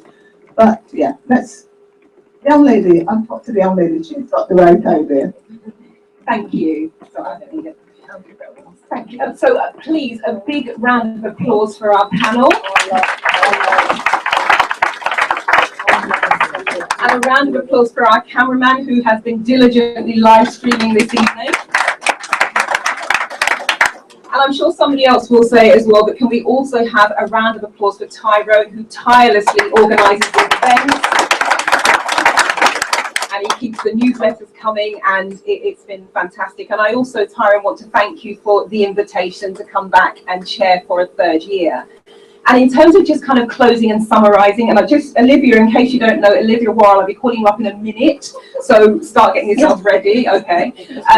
From my perspective, I'm not in that 3rd and 4th generation. However, I feel that I'm a child of the social media age. And I see there's a lot of scope. I actually keep in touch with Barbados through Facebook and through Twitter, because I can read The Nation. I can look at the beautiful Barbados website. When my sister graduated a couple of months ago, she lives in Barbados. I watched the entire ceremony via webcam, much like you're doing here. And so that's the way I've been keeping myself engaged with what's going on. And with the young people in the room and those who are not here, I know they spend a lot of time on social media. So I would say one of the things that can be done will involve the medium that young people are actually looking at and watching for themselves. So I just want to say thank you all for your contribution and for coming here this evening and giving your time, and for those who put questions forwards. Once we have heard from Olivia, and I guess that Tyrone will close, we will then move to the food table. So thank you all very much. And Olivia, who is the president of the BOCFA, she is also the IVCBA advisor, and she is now going to do a vote of thanks. And thank you. Good evening, everybody. Evening. High Commissioner, Deputy High Commissioner, members of the panel, and you lovely people for being here. For those of you who do not know, BOCFA means Barbados Overseas Community and Friends Association. It is the oldest Barbadian organization in the UK. We came into being in 1966, and we've had our difficulties, but we're still here doing our bit. I've been asked by Tyrone to stand in and do the vote of thanks. I have to say that in case I don't cover everything. That's my excuse. However, I'm humbled. Thank you, sir. Deputy High Commissioner and Deputy High Commissioner, you've been given, first of all, I would like to thank you for giving us the facility this evening to have this lecture. Thank you very much. You've, however, I believe, been handed a couple of challenges this evening. Two that I can think of, that you, with the help of the organizations, because you've said publicly several times that you're here to work with us. And me, for one, from BOCFA, and I know the other organizations here, are willing and waiting and anxious to help you and work with you as well. So I'll rephrase that and say we've been given two challenges at least from this evening. How to engage our young people, and not only in the Caribbean or in Barbados, but in life here in the UK, which as several panel members have pointed out, is getting more and more difficult. And the second one, Marva, you touched my heart. For those of us who came here as youngsters in our tens and teens, we know what it feels like to feel this disconnection. And you're right. I don't know anybody that's dealt with it yet. And that's something that maybe we, just two things that we could start with to deal with at two different levels. So thank you for the facility and welcome on board. And we're here to assist. I'd like to thank the panel, and next to the panel, we've enjoyed your stories. The only criticism I have, we didn't have enough time. And I'd like to thank you, Marlene Devonish. You are a brilliant chair. You, Tyrone keeps asking you because you can control, and you allow us to get as much as possible out of a very short evening. But I think that there is so much work that we have to do, and it's been said for the last 3 years, but I really think we need to follow up on these sort of occasions and not just do it once a year. So the panel members, thank you all again for a very interesting evening. I'd like to thank the young people that started the evening off. Those of you who were late missed a fantastic set of folk songs by Phyllis and Claudine. Thank you. And we also had a couple of poems by Logan McGarry. Logan is my sister. I'm sure that lots of you don't know that, but she's been very good to me in the last couple of months, allowing, helping, she's written a poem for the Women's League, and then she shocked me by saying she'd actually written one specifically for independence, and I'm really, really touched and honored to be a sister. Thank you very much. We also like Steve King and Paul Bond for providing the technical know-how to tape and record us, and a lot of us lose a lot of history through not recorded it. But we won't lose this evening, it's recorded. I'd also like to thank all the ladies who did the food that we're about to take part, to enjoy. We've been smelling it and getting more and more hungry and more restless all evening. I've been given some names. Please, if there's anyone missing, we thank you and apologize. Yvonne Phillip, Cicely Hines, Marcia Patterson, Joan Catwell, Marina Roach. Myrna is your brother that wrote this. You can't read. Sorry. National Council of Barbadian Association. And Tyrone, you've already been thanked, but I thank you anyway for having the vision to put these lectures together. And even though lots of us are angry with you about different things and we could kill you more than a year, we have to thank you for putting the lecture together, and I hope you will continue.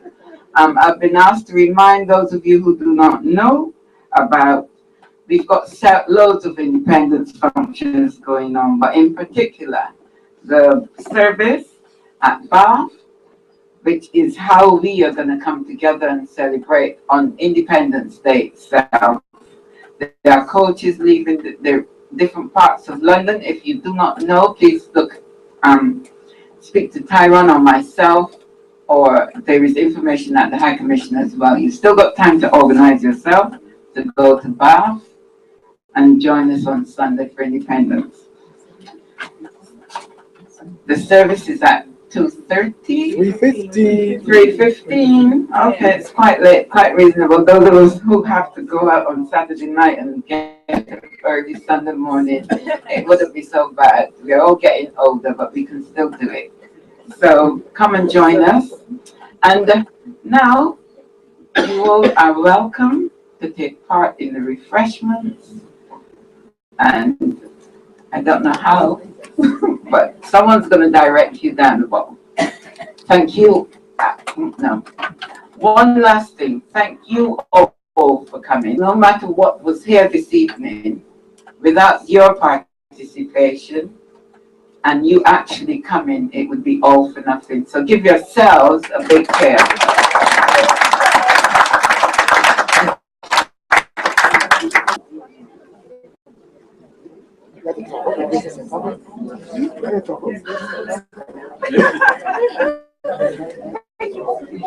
Right. First things I want to